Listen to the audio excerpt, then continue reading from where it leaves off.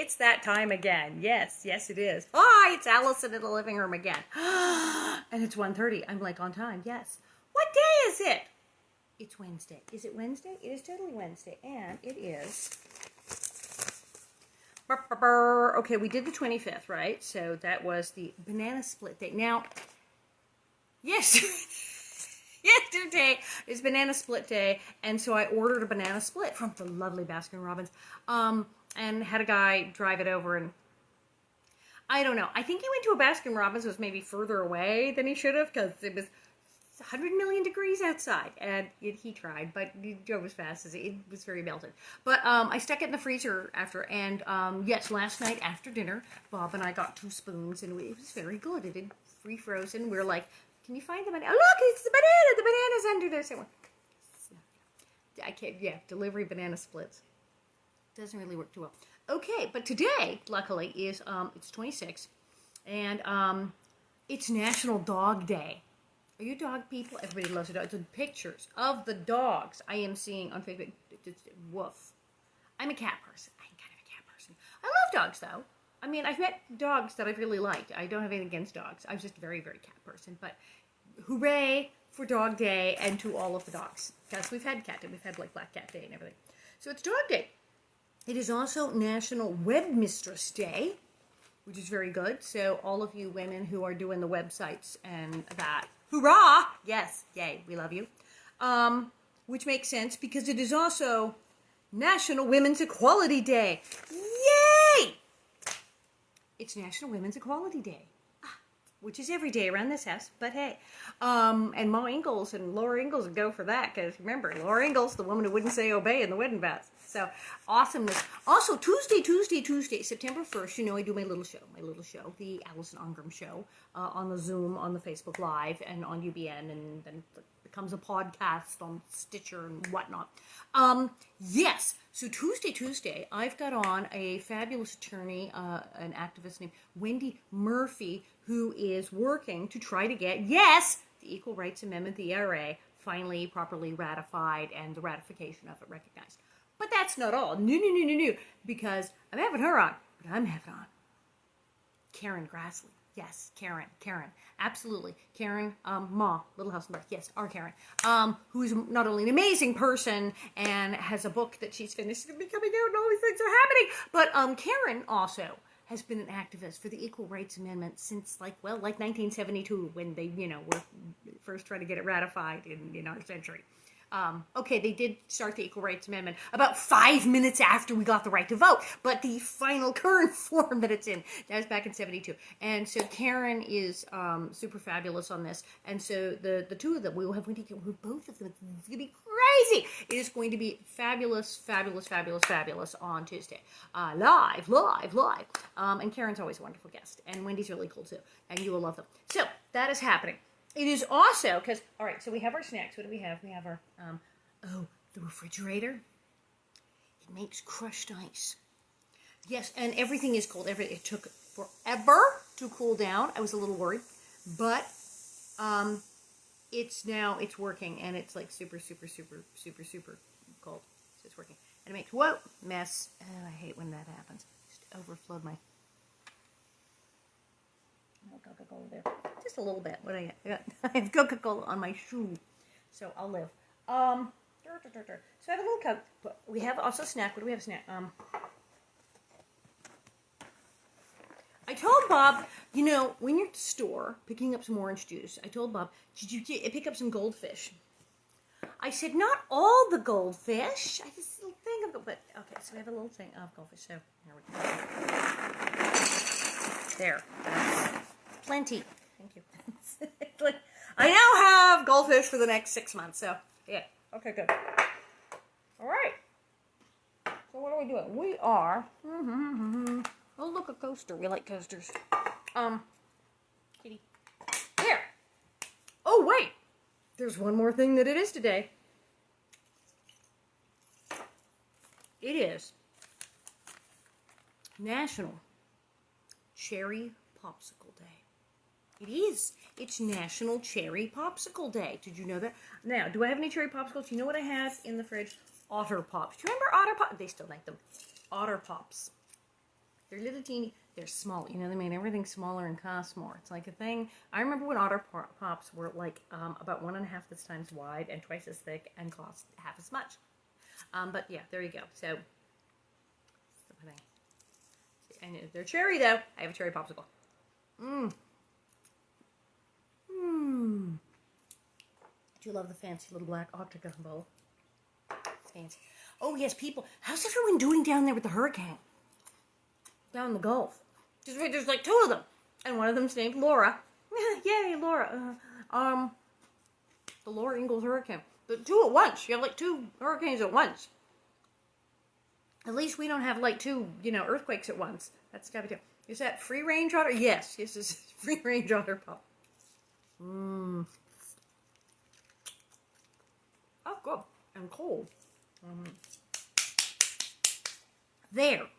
I have celebrated Cherry Popsicle Day and spilled Coca-Cola on myself.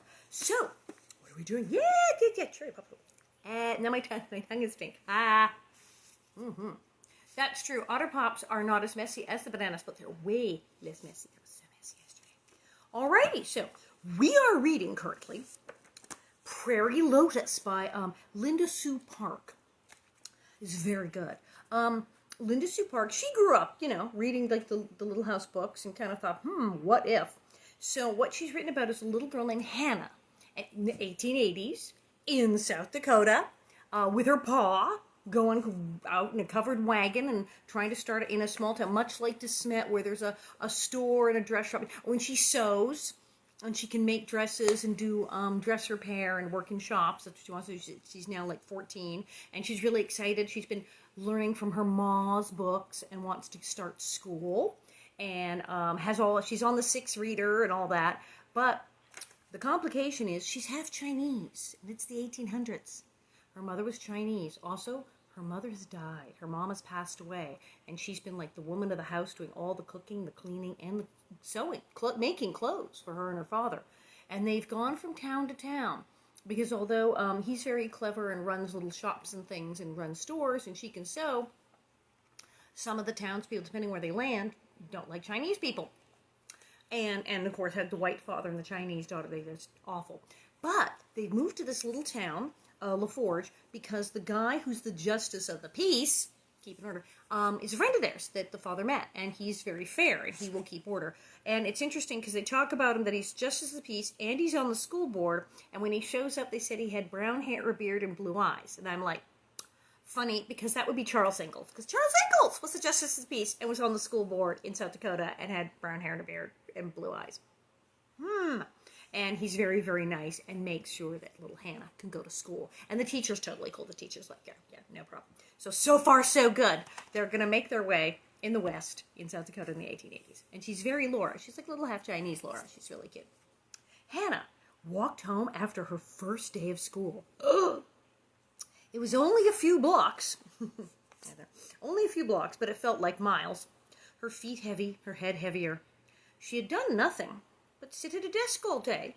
But the effort of worrying what Miss Walters thought of her, whether or not the other students could see her face despite the scoop bonnet, how she would ever amass enough courage to take it off, it had all been more exhausting than she could have imagined. She wore her fabulous scoop bonnet to class and kept it over her face because she figured like day one, if they don't figure out she's half Chinese, like maybe she can make friends. Imagine having to wear your bonnets. People, I'll keep my bonnet on indoors, and no one will notice I'm half Chinese. Poor child. But she's so far so good. So far, everybody was very nice to her, and the teacher was fine. So it looks things are looking up. The teacher's goal, it's going to be fine. Supper was ready when Papa came in from the building site. Hannah had made the batter for sourdough pancakes the evening before and left it to rest down cellar overnight. She fried slices of salt pork, and cooked the cakes in the drippings and made brown sugar syrup as well. Well, this just sounds like Caroline dinner. You got your salt pork, got your sourdough pancakes. It sounds familiar. It was one of Papa's favorite meals. He might come up with 100 reasons why she shouldn't go to school, but his evening meal would not be one of them. Everything all right today? He asked as he forked up a bite from his second plateful of pancakes. He was hungry after a full day's work building the new shop. Hannah chose her words carefully. I might need to catch up a little in arithmetic, but I'm ahead in every other subject, which is true. In fact, she was in the 6th reader, and the other kids are on the 5th, but she said, fine, I'll just do the 5th again. He said. He finished his food in silence. Then he looked at her closely. Any trouble? She shook her head, knowing that her anxiety and discomfort were the kind of trouble that Papa meant. He was asking about trouble with the other students, the sort that came about because she wasn't white. If she were white, she wouldn't have to wear the bonnet. If she were white, she wouldn't have to ask about attending school. If she were white... Hannah could recall only one time in her life when she'd really wanted to be white. Back in Los Angeles, when she was around 4 years old, she had seen an older girl whose blonde hair was all ringlets and curls. Uh-oh. See, it's always Nellie's fault. It's always Nellie Olson's fault. It's always somebody with the ringlets, right? There you go, see? Hannah had taken a skein of yellow wool from Mama's knitting basket, and what Mama had given her. How could she ever... Oh, sorry. She had... By the way, it's like losing whole pages. No. So she got the yellow yarn out, and she played with it in front of the big mirror on the shop wall, draping the yarn over her head as she stared at her reflection. She had been more interested in the curl than the color. She kept trying to twist and twirl the yarn into ringlets, so different from her own straight tresses. She tried to turn herself into Nellie Olson. Terrible, terrible problem. Then Mama had seen what she was doing. Without a word, she took the wool away from Hannah. She brought out a hairbrush and a fine cord of red silk. After brushing Hannah's shoulder-length hair, she plaited it carefully, weaving in the silk cord, then wrapping and tying it at the bottom of the braid. Standing behind Hannah at the mirror, Mama moved the braid to rest on Hannah's shoulder.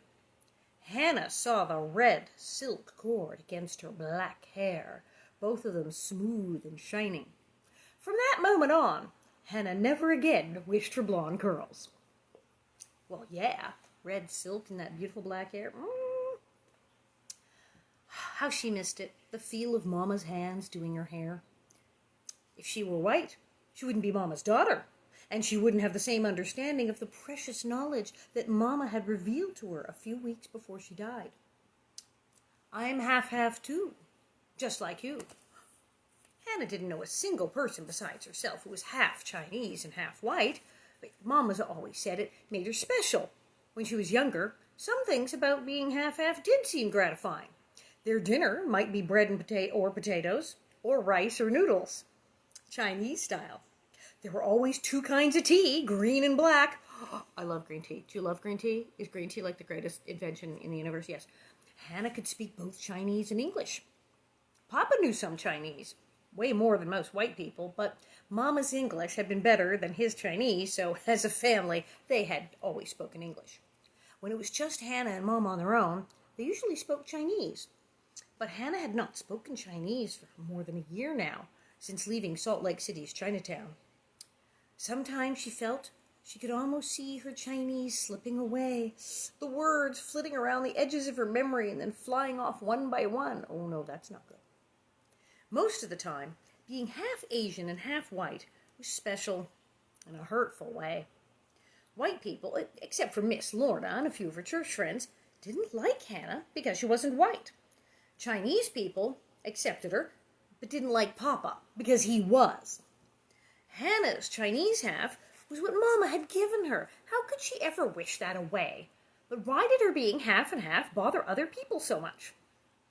Then she learned that Mama, too, was half and half. At the time, Mama's lungs were so bad that she was spending most of the day wrapped in the brown and red plaid shawl and huddled in the rocking chair. When she spoke, she had to strain for mouthfuls of air between words. Hannah recalled what Mama had said without those painful gasps.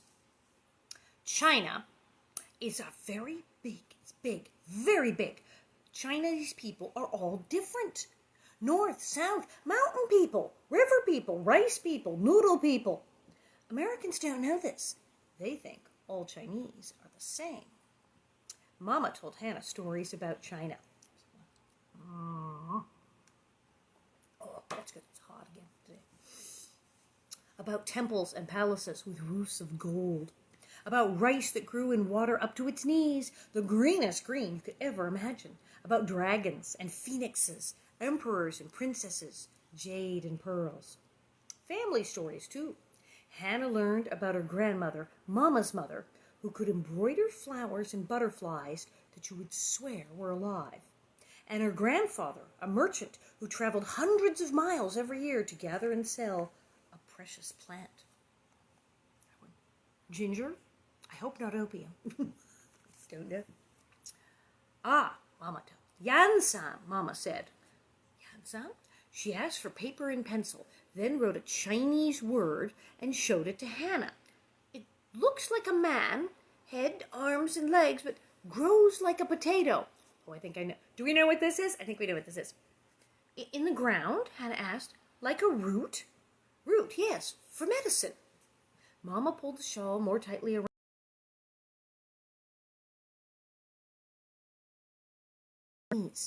He came to China from another place. A beautiful place. A secret place called Korea.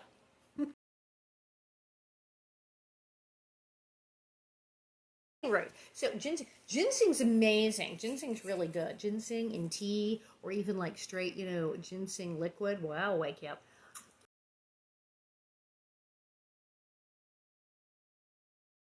Tonic, as they used to say. Mm-hmm.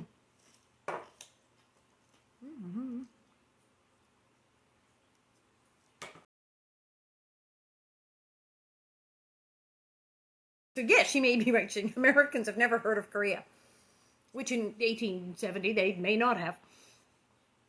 Hannah frowned, thinking hard.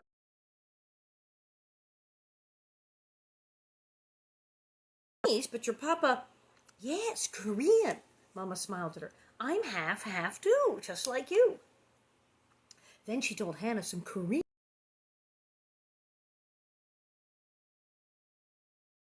In the moon. I know it sounds crazy. Have you heard about the rabbit who lived in the moon? It's true. I'd heard it was Japanese, but it's maybe Korean. That in America, us kids, when we're told to look at the moon, they say, oh, look, there's a man in the moon. You sort of see a face if you look at it. And we talk about the man in the moon. But apparently in Korea, there's a rabbit making rice cakes. See? What? Don't know. But there's a rabbit in the moon, apparently. I've heard about this rabbit in the moon. There you go.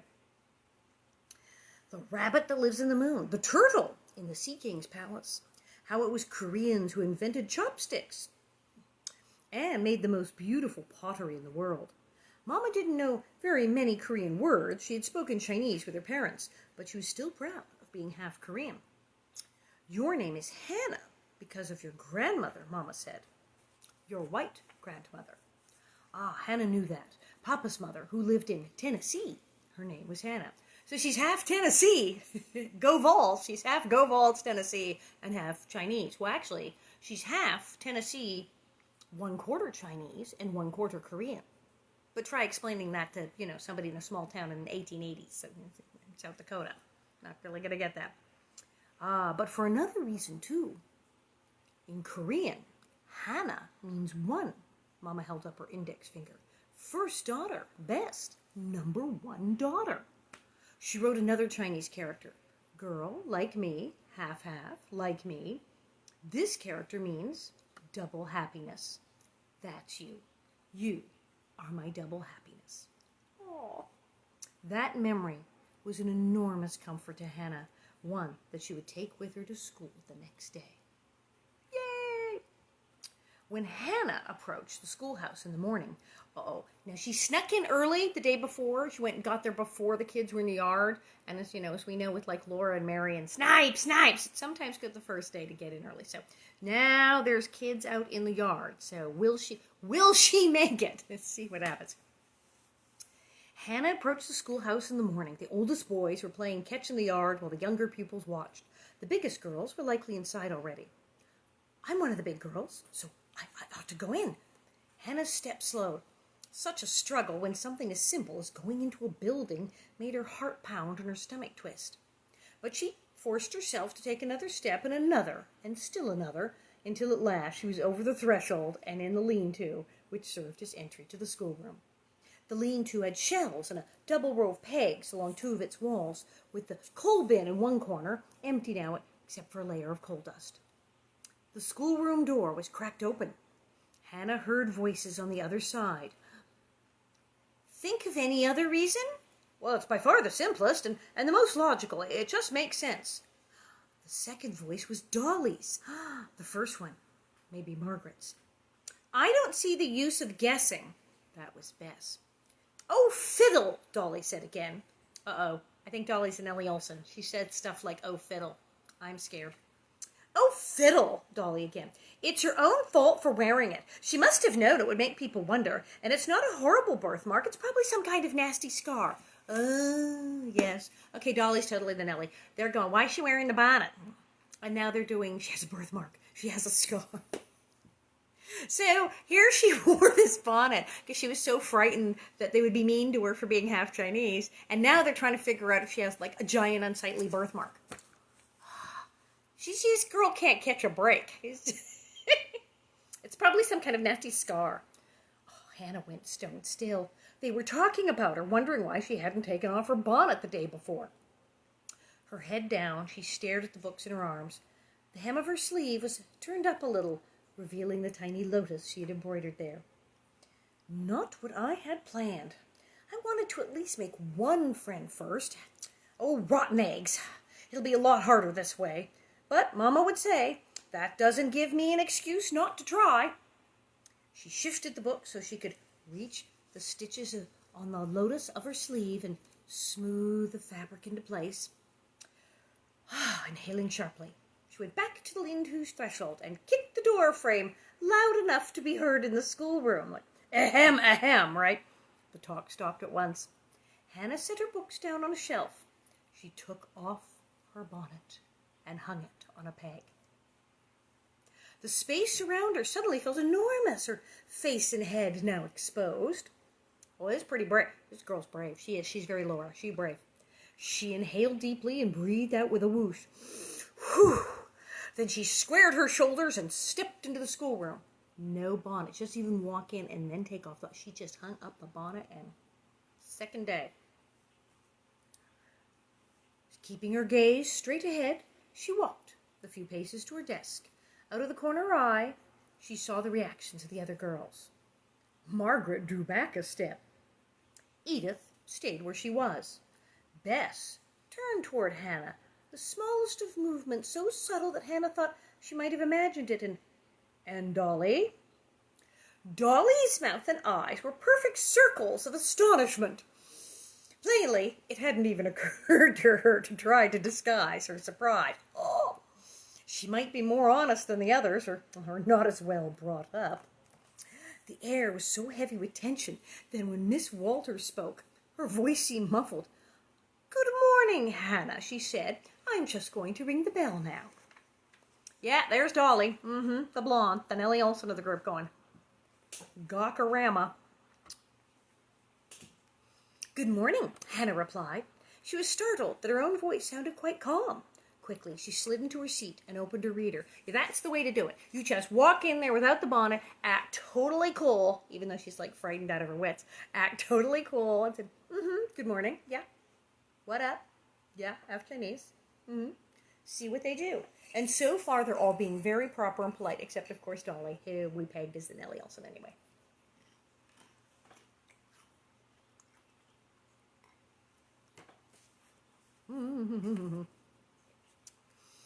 For the moment, it seemed that the girls were following Miss Walters' example, acting as if nothing was out of the ordinary. They made their way to their desks, the bell rang, and the other students began entering. Hannah didn't dare steal a glance at Dolly's face. The younger pupils moved toward the front of the room. None of them took any notice of her. But as the older boys went to their place across the center aisle, Hannah heard whispering. She kept her eyes resolutely on her book, even as those whispers seemed to crawl down her spine. "Quiet, please," Miss Walters said firmly. "Fifth reader class, please choose a selection and use it for your grammar lesson. Parse a sentence of at least 10 words on your slates. Fourth reader class, rise and come forward." parsing sentences. Did you have to parse sentences in school? They did a lot of that in Little House on the Prairie. I parsed sentences very early on in the before I even got to middle school, in the 6th grade. That's right, Mrs. Gerson, Mrs. Gardner. She got sick of our terrible grammar in our writing, and she said, "Yeah, you guys have to go to junior high next year, and you're going to get slaughtered." So she sent a girl down and said, "Please go down to the office and bring me 30 copies of Language Arts Workbook, hardcore grammar." And she said, "You're all getting 2 pages of homework every night till the end of the semester. Grammar." And we learned to parse sentences. Oh, people had fits. Oh, they had fits. People were like, no, I don't want to. Oh, I don't want to do it. Are you guys having video problems? I'm looking. My Wi-Fi is still rocking it. It's still good. Still looks good. But, you know, who knows what the Wi-Fi is doing out in the world. It's still going here. So, yeah. But yes, parsing sentences.